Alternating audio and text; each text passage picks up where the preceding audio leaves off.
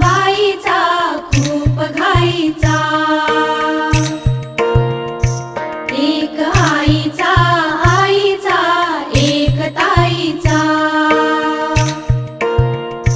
जन्म बाईचा खूप घाईचा, एक आईचा एक ताईचा।